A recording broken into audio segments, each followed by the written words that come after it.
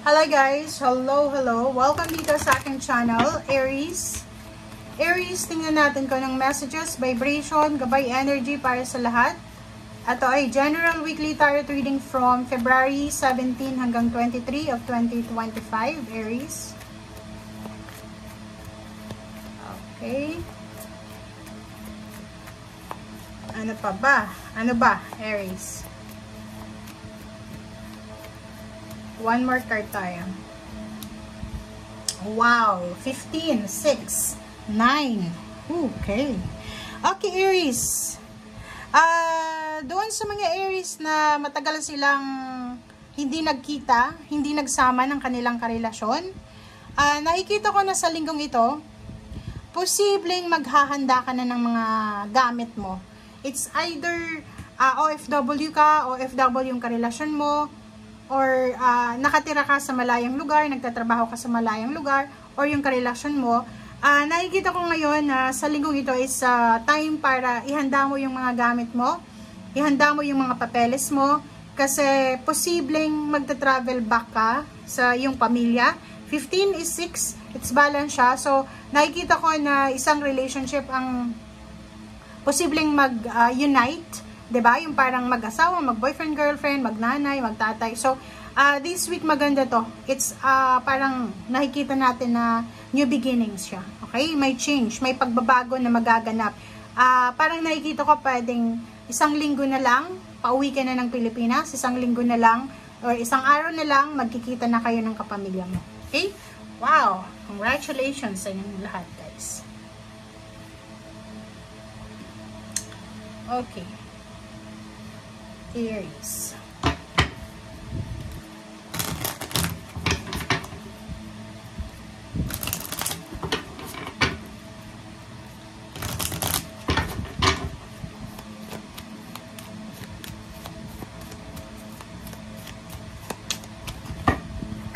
Okay, next card is White Tara, sensitivity.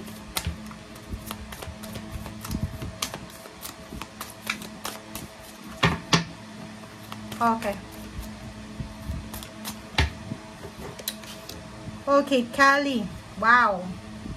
Ang ganda na ito, guys. Yun lang. Sa linggong ito din, kinakailangan mong umiwas sa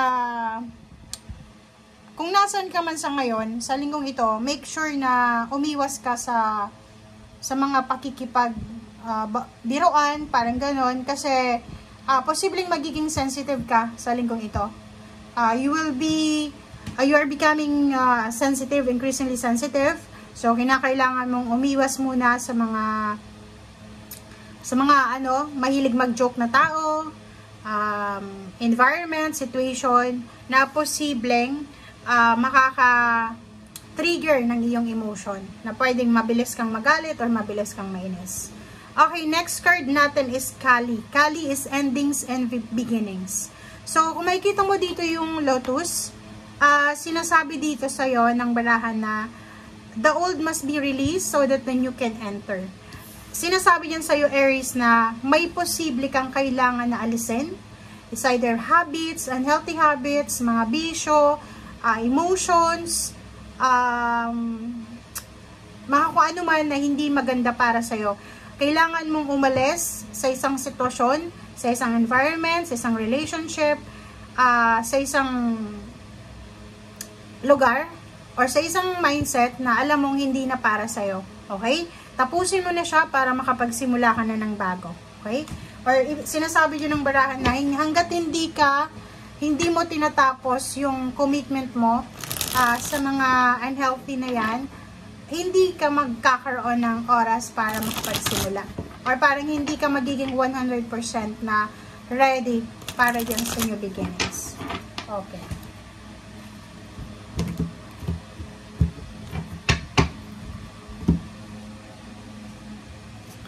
Okay. Page of Wands. Diba? Kung makikita mo tong dalawang to, itong dalawang barahan na yan, nagsasabi sa'yo, Aries, na in the future, in the coming days and months and years, kung nasaan ka man sa ngayon, kung ano man ang sitwasyon mo sa ngayon, wala ka na dyan. Halimbawa, kung nasa Pilipinas ka sa linggong ito, sinasabi sir dito ng barahan na maybe 11 years from now, wala ka na dyan sa lugar na yan. Pwedeng nasa ibang bansa ka na, or posibleng nandun ka na sa lugar kung saan mo gusto. Next is Hierophant. Sa usaping relationship din, nakikita ko na kung hindi naging maganda yung relationship mo sa past, or pwedeng sa ngayon, sa kasalukuyan, in the future, napipredict ng Page of Wands dito na magiging sobrang maganda yung takbo ng relationship mo. And at the same time, yung mga hindi kasal ngayon, posibleng ikakasal kayo, maybe 5 years from now.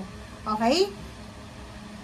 So, eto naman, 3 of Wands, sinasabi ng baraha sa'yo dito na kung ano man na ang hinihintay mo sa ngayon or ano man ang kulang sa iyo sa ngayon. Okay, mga lack, scarcity, 'di ba? Yung stagnant, posibleng makuha mo siya in the near future. Okay. So dito naman, if you're having an issue sa health mo, sa pera, dito sinasabi ng barahan na kailangan mong i-resolve to as soon as possible. Okay? So, ibig sabihin yan, kung may mga problema kayo sa pera, may problema ka sa pera, problema mo sa health, and pera yung kailangan, sinasabi sa'yo, huwag kang masyadong mag-alala kasi you are supported, you are guided ng iyong mga mahal sa buhay. Etong 4 of Wands na to is your foundation. Foundation mo to eh. Ito yung security mo, ito yung stability mo. So, ibig sabihin yan, huwag kang masyadong mag-alala kasi maraming mga tao sa paligid mo na willing kang tulungan, maraming kadugo ka, or even kaibigan, na willing sila na ibigay sa'yo yung suporta na kakailanganan mo or kailangan mo. And dito naman sa High Priestess, sinasabi ng High Priestess dito na makinig tayo sa sinasabi ng ating intuition. Kasi, minsan, hindi tayo nakikinig sa sinasabi ng intuition natin. Kaya nga, pagdating ng mga times sa may mga struggles tayo sa buhay, nagsisisi tayo. Kasi yung pagsisisi sa uli.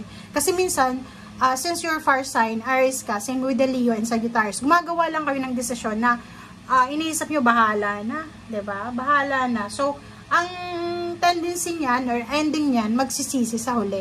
Okay? Dito sa ilalim ng baraha mo, it's 4 of Swords and then good news siya. And then meron 10 of Cups. So, sinasabi sir dito ng baraha na may incoming good news. Incoming good news ang posibleng darating sa'yo tungkol sa pamilya or pwedeng tungkol sa mismo sa'yo. Or pwedeng ikaw yung magde-deliver ng good news sa pamilya mo na pwedeng maging dahilan para maging masaya sila and maging kontento. Okay? Thank you guys. Bye!